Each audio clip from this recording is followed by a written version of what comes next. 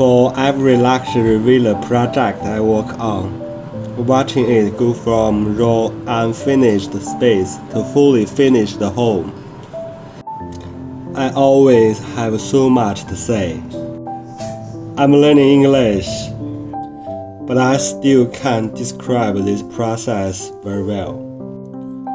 For every project, I double-check the final construction drawings over and over before orders are placed. Bintao is like my own child that I've raised. I want it to stay strong and thrive. I will not stand to hear anyone speak badly of it.